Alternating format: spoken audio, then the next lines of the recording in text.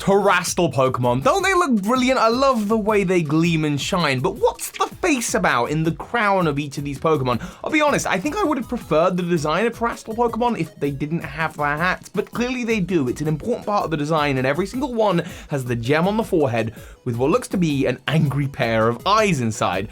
I think I know what it's about. It's about the third legendary, or perhaps even about Arceus, so let me explain. To look to the future though, we need to look to the past. Arguably, no generation's legendary group has had more impact in the series than Generation 4. Up until that point, legendary Pokemon like Lugia and Ho-Oh, Mewtwo, Groudon and Kyogre, they were big, powerful titans of the Pokemon world, but not really tied into the creation mythos in any way. Generation 4 changed all of that by having legendary Pokemon that were more than legendary Pokemon, the deities. Underneath Arceus, the legendary dragons Dialga and Palkia, each of them with a representative gemstone, a diamond and a pearl, the adamant and lustrous orb. Arceus itself with gemstones in the body. It's going to be relevant for a number of videos on the channel coming up, but here's the thing, that trend continued hugely. Into the next generation, Generation 5, Kyurem, Zekrom and Reshiram, they were once known as the original dragon. Kyurem takes on this crystallized ice form, and it is thought that dragon energy in the Pokemon world used to be crystallized. Just look to Reggie Drago's Pokedex entry for that. This is the origin of dragon energy in the Pokemon world. And then, from there on, first we had Zygarde, a dragon-type Pokemon that had a perfect form. It wasn't complete until you combined together all of the cores to get 100%. Those cores, while they were cells, did seem to have some kind of rock-like element to them, which explains the ground typing of Zygarde. Zygarde had a mastery over life and death, and it's that same energy that's responsible for Mega Evolution.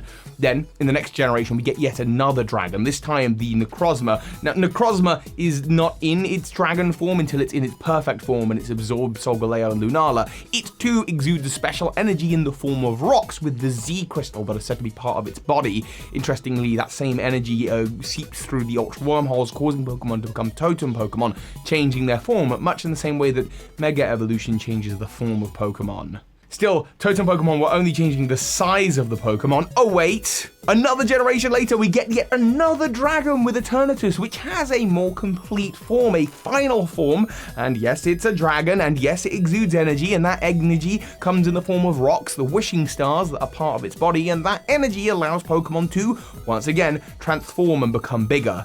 So this idea of space rocks coming from the bodies of dragons that have their normal form, that are as powerful as any other legendary Pokemon, but then these exceptionally powerful forms, the perfect Zygarde, Ultra Necrozma, G-Max, Eternatus, these Pokemon go above and beyond what other Pokemon are capable of doing. They also channel a great energy that allows them to transform, size up, and influence other Pokemon. We actually see this power as well in Legends Arceus being projected by Arceus to create the Noble and Alpha Pokemon.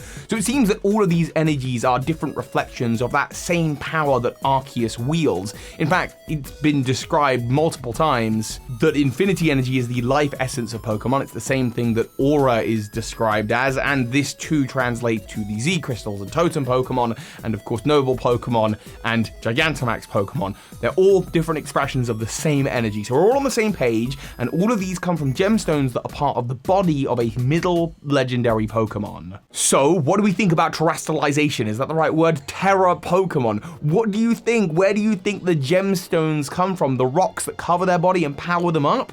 Potentially a middle legendary Pokemon, and that face on their head, the face of a legendary Pokemon. We know that all of these energies share a tie to the life essence of Pokemon. Is it possible that the rocks that are bestowed upon the Pokemon that are in battle when they terastalize are alive, that those faces are actually the consciousness of the middle legendary so far unrevealed for the region? I think it's likely, and I think it's likely that that Pokemon will be a dragon, but there's another element to this that ties it all together so perfectly. Arceus. We've just had Legends Arceus, a game where I theorized that Arceus should have a more complete form, and Arceus talks in the game about having chosen this form, this body that it uses. I suspect if we could see Arceus's true form, we wouldn't really even be able to perceive it. It is a form greater than anything else. The word Arceus comes from a term in alchemy, the Arceus, and if you've watched a bunch of Lockstin's videos, you'll know all about alchemy and how it was all building up and spilling towards the end of Pokemon, back when Generation 6 was coming out. But I don't think that was the case. I do think something big is going to happen with Gen 10 though, because this generation with the Crystal Pokemon marks the end of something that Pokemon has been building up to since Generation 5. See, the Arceus in alchemy is made up of 4 components, 4 key components. I'll tell you 3 now. They are life, light, and poison. These are easily attributable to the main legendary Pokemon of the last few generations. Zygarde is the Dragon of Life, wielding the life energy of Xerneas and Yveltal and projecting that into Mega Evolution.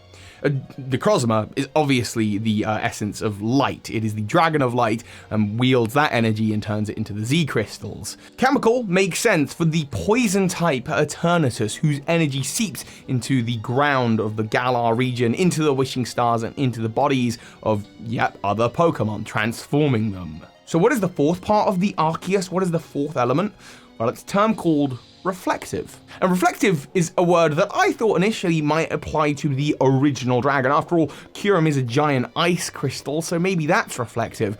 But you know what's more reflective and more of a crystal than a giant piece of ice?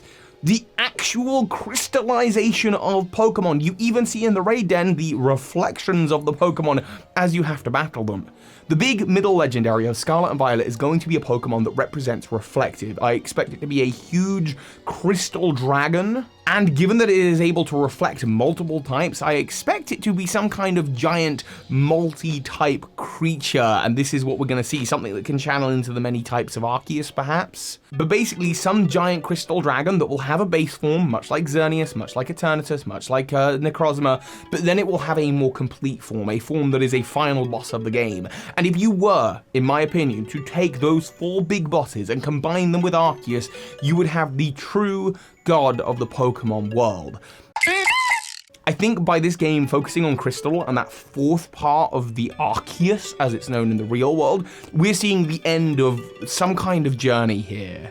Not a reboot theory, I don't think Pokemon's gonna reboot, but we have to remember that the next generation is Generation 10. Gen 10, and we'll have hit over 1,000 Pokemon either just before or just after that happens. It's 30 years for the franchise, and the franchise has to be thinking about its future, so I do expect some kind of big shift in the way Pokemon operates after this game. I think that means something big is coming as we now begin to understand the Pokemon Pantheon just a little bit better, with Arceus at the top and Dialga and Palkia being emissaries of it, Giratina as well. But then there are these 4 micro gods, I guess. Zygarde, Necrozma, Eternatus, and whatever the face in the crown represents, that is going to be the final 3rd legendary and the final piece of Arceus that will appear in Pokemon Scarlet and Violet. But that's just what I'm thinking, and if you like that analysis, please let me know in the comments, leave a like, I really appreciate the support on the videos, and of course, so hi Pokemon Masters. This is Ash Ketchum. You just watched a video by Birdkeeper Toby. That makes you a Pokemon Master! As always, a massive thank you to those of you who support this channel on Patreon. You make this channel possible, and a special thank you to the big patrons of this month, the Elgator, Jedruben, and Michael Hornschuch. Thank you.